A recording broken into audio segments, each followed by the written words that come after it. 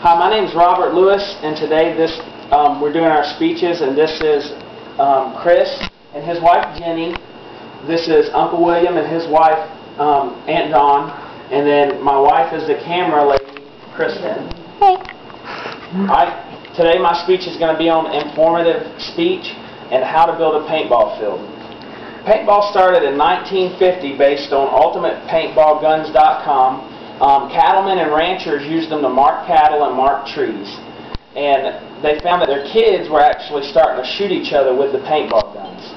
Today I'm going to tell you 3 steps on how to build a paintball field. Step 1 is you need your land. Step 2 is you need your safety netting. And step 3 is you need targets to hide behind while you're playing.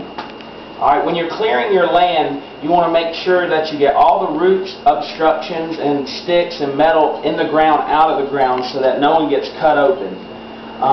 There's 2 ways of doing this with heavy equipment, which is the most expensive. They come in and they bulldoze everything and then they rake the ground. The second way is by grinding your stumps down and raking the land of all the sticks and stumps.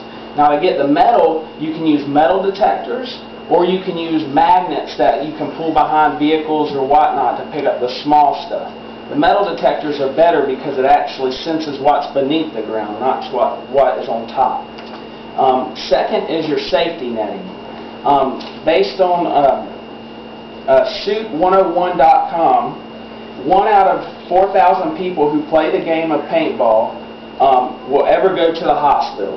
Now if you compare that to kids who play high school football or any kind of contact sport, that's very good, because I mean, when I played high school football, I had knee injury that I had to go get taken care of, and I've never got injured playing paintball. But the safety netting is there to keep paintballs from hitting your viewers and people not participating in the face or in any type of their body or their vehicles or anything with paintballs. To set this up, you're going to need poles that are heavy duty enough to support your netting, which is around 800 pounds. You're going to need cable 1/4 inch or thicker to support the net being draped on it, and you're going to need hardware to attach it to the poles. You can use equipment to aug the holes to set the post in the ground. You can't do it by hand just because the poles weigh close to 800 pounds apiece. Third, you're going to need targets. Now keep in mind, when you build your targets, you need to make sure that there's no metal involved, because if a kid gets cut, then that means he or she has to go to the hospital, get a tetanus shot, stitches, so on and so on. The options you have when making targets is you can go the most expensive route, which is inflatables. Inflatables are made out of plastic that's blown up, that holds air, and it creates a big obstruction for you to hide behind or whatever. They range from $2,000 to $3,000, so on and so on. I prefer to use plastic or wood. Preferably plastic because it lasts forever, and it's a lot easier to screw into make targets, and they last longer.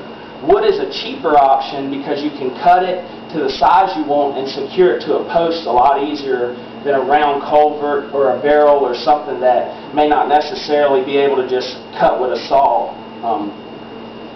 Next, you need to have anchors for your targets to keep them from tipping over, falling to the side when someone runs up to them, hitting them, and they fall over, because that's very irritating. If you're playing paintball, you run up to a target and then the target just falls over or blows out of the way. You can do this with a 4x4 or a treated post or fence post. It needs to be about 2 feet in the ground so it has soil to compact the post, so it'll keep the target from swaying left or right, front or back, and so on. You need to secure it with heavy-duty lag bolts and big washers so that they don't pull through the plastic. That's the safest way to go, not to use nails or screws, because those can cut and they rust a lot more easier than, a lag bolt, which costs 10 times more than a screw. These are the best tips I can give you to create a paintball field, and it's the cheapest, easiest way to create a paintball field that's going to last for years to come. Thank you. That concludes my speech. And here is Sister Jenny, Brother Chris, Uncle William, and Aunt Dawn again. All right.